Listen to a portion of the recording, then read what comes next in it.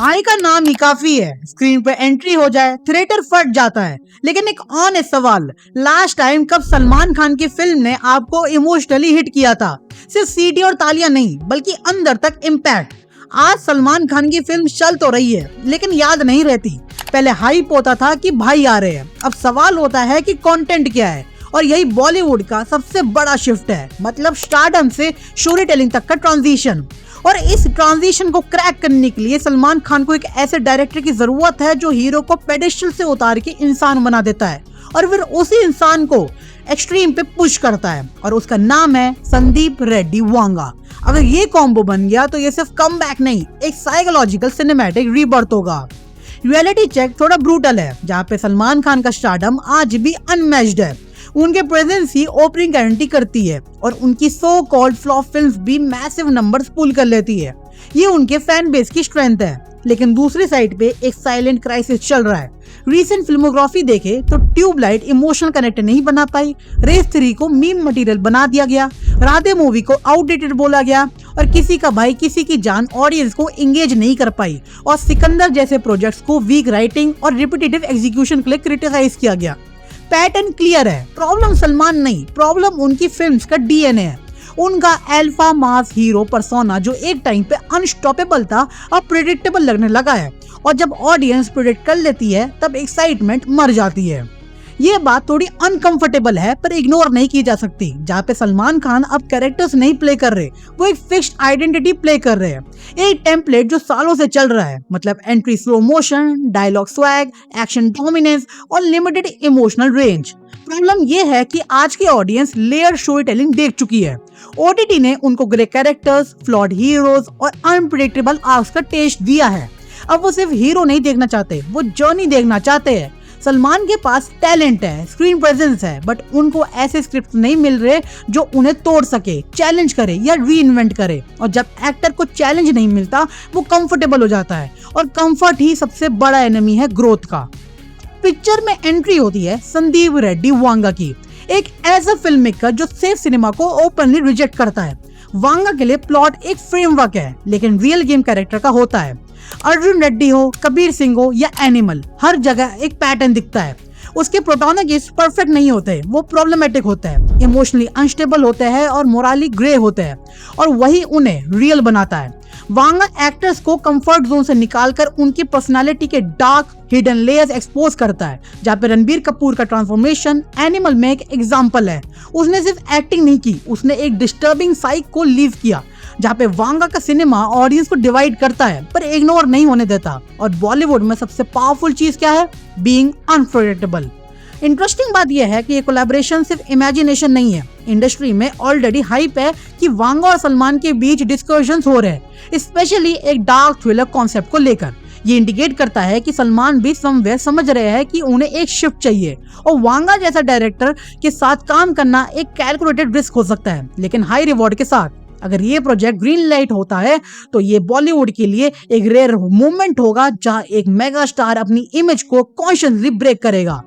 सबसे कोर बात यह है कि सलमान खान को वांगा की जरूरत इसलिए है क्योंकि वांगा उन्हें उनके कंफर्ट जोन से फोर्सबली बाहर निकाल सकता है। आज सलमान का सिनेमा सेफ है, formula driven, fan service heavy और प्रेडिक्टेबल प्लेऑफ के साथ। लेकिन वांगा का सिनेमा अनकंफर्टेबल है। वो हीरो को ग्लोरीफाई नहीं करता, वो उसे डिसेक्ट करता है। जहाँ पे सलमान के करियर का नेक्स्ट फेज तभी अनलॉक होगा जब वो अपनी इमेज को तोड़ने के लिए रेडी होंगे, और वांगा एग्जैक्टली वही करता है। वो स्टार को स्ट्रिप करके एक्टर बनाता है। सलमान खान की फिल्म्स का बिगेस्ट इशू स्क्रिप्ट्स रहे हैं, surface level writing, weak emotional arc और स्टेक्स की कमी।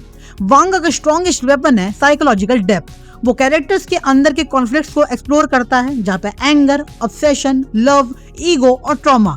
इमेजिन सलमान खान एक ऐसे कैरेक्टर में है जो सिर्फ एक्सटर्नल एक्शन नहीं, इंटरनल वॉर फाइट कर रहा हो। एक ऐसे रोल जहाँ साइलेंस भी डायलॉग हो, जहाँ पे वांगा सलमान के अंदर के अनएक्सप्लोर्ड इमोशनल स्पेक्ट्रम को बाहर ला सकता है, जो ऑडियंस ने कभी प्रॉपर्ली देखा ही नहीं। ये कॉम्बिनेशन थ्योरेटिकली एक्सप्लोसिव है, जहाँ पे सलमान खान मास ऑडियंस का किंग है, उनका रीच अनमैच्ड है। वांगा मैडनेस और इंटेंसिटी का मास्टर है, जहाँ पे उसका इम्पैक्ट अनमैच्ड है। जब रीच और इम्पैक्ट कंबाइन होता है तब फिनोमेना क्रिएट होता है, और ये सिर्फ एक ब्लॉकबस्टर नहीं होगा, ये कल्चरल मूवमेंट बन सकता है। एक ऐसा फिल्म जो सिंगल स्क्रीन और मल्टीप्लेक्स दोनों में काम करे, एक तरफ विसल्स, दूसरी तरफ डिस्कशंस। हर सुपरस्टार के करियर में एक रीइन्वेंशन फेज आता है। शाहरुख खान ने पठान के साथ किया, रणबीर ने एनिमल के साथ किया, रणवीर सिंह ने धुरंधर के साथ किया। सलमान के लिए ये मूवमेंट अब आ चुका है, क्योंकि अगर वो अब भी सेम टेम्पलेट कंटिन्यू करते हैं तो ऑडियंस ग्रेजुअली डिस्कनेक्ट हो जाएगी, लेकिन अगर वो रिस्क लेते हैं तो उनका सेकंड गोल्डन फेज स्टार्ट हो सकता है। वांगा जैसे डायरेक्टर के साथ कोलैबोरेशन एक परफेक्ट ट्रिगर हो सकता है इस रीसेट का। वांगा के सिनेमा के साथ कंट्रोवर्सी ऑलमोस्ट गारंटीड होती है। उसकी फिल्म्स डिबेट्स क्रिएट करती है, जैसे कि मोरालिटी, टॉक्सिसिटी, मस्कुलिनिटी, सब पे डिस्कशंस होती है। और सलमान खान ऑलरेडी एक हेवीली स्क्रूटिनाइज्ड पब्लिक फिगर है, तो एक कॉम्बो और भी ज्यादा अटेंशन अट्रैक्ट करेगा। लेकिन रिस्क के बिना अवार्ड नहीं मिलता। सेफ फिल्म्स आज सर्वाइव कर लेती है, लेकिन बोल्ड फिल्म्स हिस्ट्री बनाती है।